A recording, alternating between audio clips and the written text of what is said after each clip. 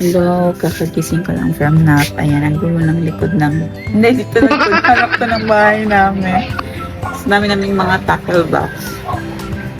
At nag-Sabaduism na naman kami ngayong araw. Actually, si Mami na nag-Sabaduism kasi I had some errands. So beautiful talaga mga Sabaduism natin over here.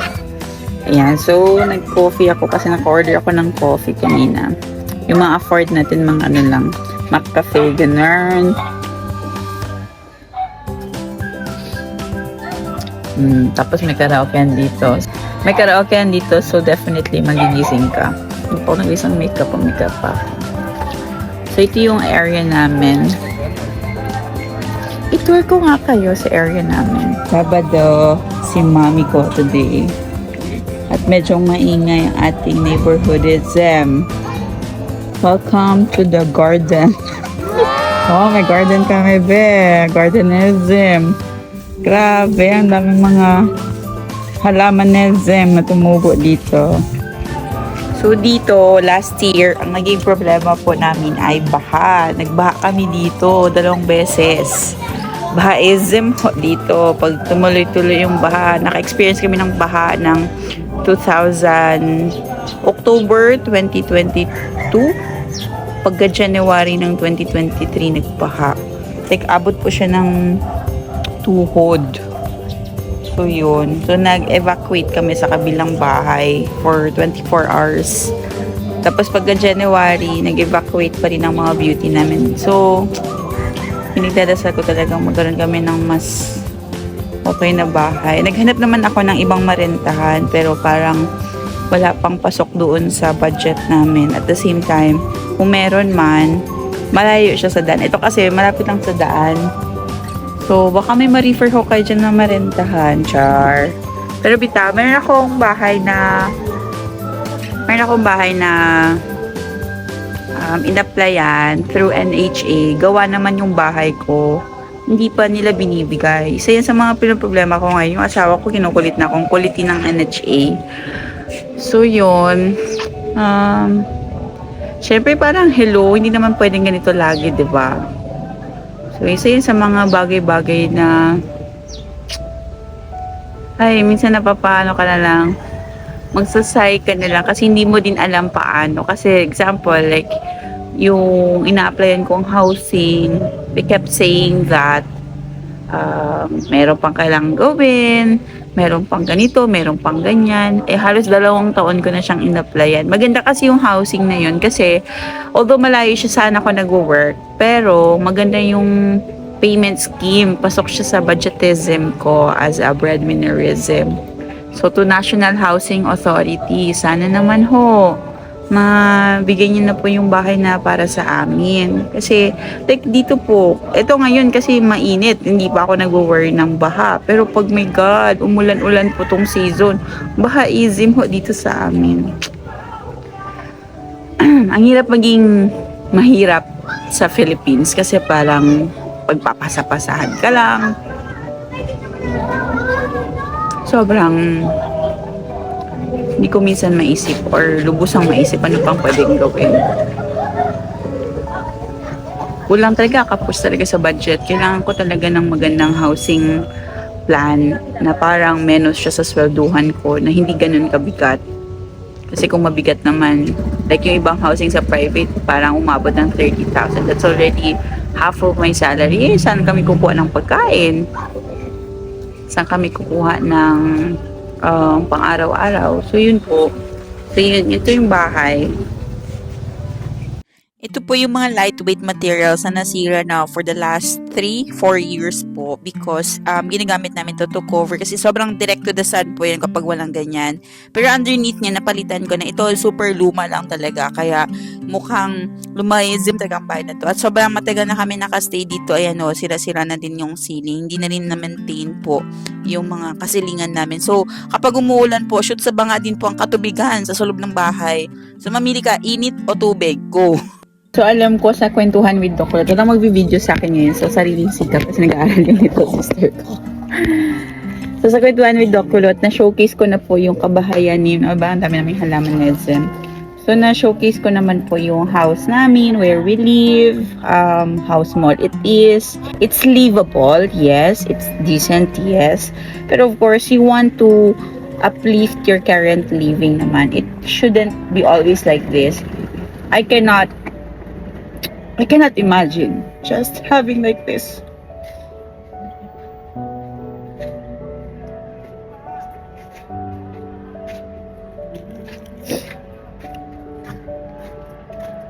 But I'm praying. I'm praying so hard. Diba? May background music tayo. Tricycle. I'm praying so hard.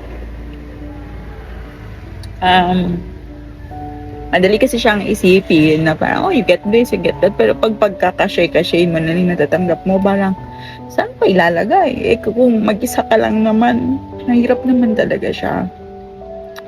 So, nakaka-emotional siya. Nakakalungkot siya, to be honest. Pero, hindi naman kasi ako pinanganak na mayaman. At, kung ano man po ako meron ngayon, naghihirapan ko naman po siya.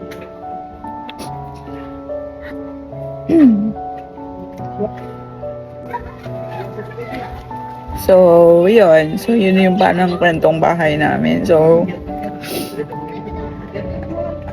I'm so looking forward na din for opportunities na makakatulong po. Sana mabigyan po tayo ng opportunities in the future. And yeah, I think that concludes the Kwentuhan with Doc Kulot ngayong week. So, okay, diba? May pahalaman-halaman ba tayo dito? But gosh. I'm so emotional talaga. Nakaka-emotional naman din talaga, kahit naman sino. So, thank you for joining me with Kwentuhan with Doc Kulot. Hello everyone. So, I believe I have shared you my house tour. Pero today, let's do a walk-in closet. Charot. So this is my walk-in closet number 1. Literal that you like this, you walk like this and then you open and so then the clothings are inside. So walk-in clothingism. Walk-in closetism. So naghanap kami ng damit, moms, kasi ano po, meron akong lakad mamaya at ito, marami kaming mga chakal-bucketism. Ito, walk-in closet din po ito. Pinanganak tayong Humpty Dumpty. So, bilang Humpty Dumpty, ay ang mga damit po ay nasa loob po ng mga tackle box. At madalas, minsan nasa loob siya ng mga big paper bags. Yung mga SM paling. Ayan. Hello, SM. Baka naman.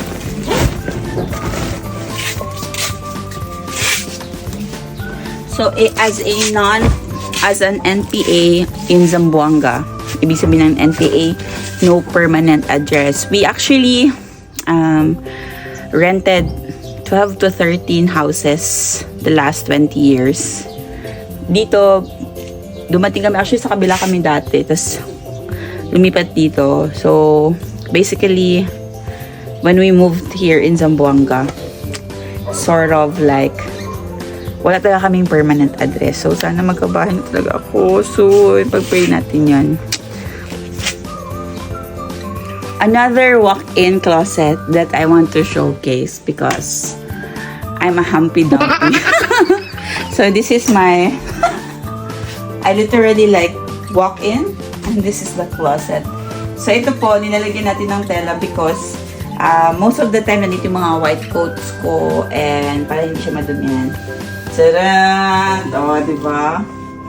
Sabi ko na nga sa inyo, mag-live seller na ako. Ito po, size medium, Uniqlo po. Kasya po to sa mga magagandang katulad ko. Char!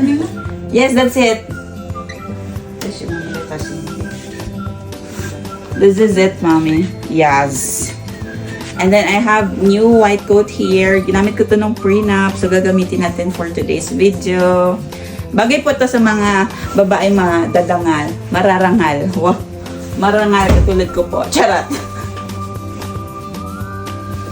Sino ka dyan? The executive is coming to town. Executivism is very, powerfulism. Okay. Alright. Part ng walk-in closet ko po ay ang mga bagism. The bagism is there. So, kita nyo naman. Napaka-flexible po to, movable. Napaka-best po ng ganitong ka-closet because at anywhere, at any time, gusto mo siya ma-dismantle, you can do that. And of course, walang magbagong mga patakel box namin. Oh. Another SM bag ulit. SM, baka naman. Wow! So, yun po. So, today ay marami tayong gagawin. And kasama ko si Siyang Siyangizem. Samahan niyo kami. Ito pa, may walk-in closet pa ako. Napaka na talaga ng walk-in closet namin. Napaka scattered. Sanat. Ayan. Dito naman, ito, mga damit. Ito sa motherism ko naman to. Kasi ito aking favorite na. Ano po yan? Diba ang gulo ng bahay namin? Pero sige lang. Favorite na dusterism because I'm your motherism. Oh, I love it. So, ito mamaya susuot ng supplement ko po. Hala, nag-open the sesame. Kaya pala napagod ang aking motherism. Kasi, hala, yung nanay ko po kasi kung magtago ng gamit, OA magtago kung saan yung nilalagay. So, ready na po talaga kami umalis ang bahay na to in kaso dumating ang opportunity na may bagong bahay. Ganyan po tayo. Wala. Kaya pala hapos, mami. So, ito po yung another walk-in closet na may bed, na may higaan, na may anything and everything. Magulo po to kasi hinanap po ng nanay ko ito. Grabe po magtago ang mother ko ng kagamitan. Ha? Higpit po talaga siya magtago ng gamit. So, yun. So, yun lang. Balang araw. Lahat ng God willing, magiging answered prayer din. Nakaka-emotional naman din talaga, kahit naman sino. So, thank you for joining me with Kwentuhan with Doc Kalot.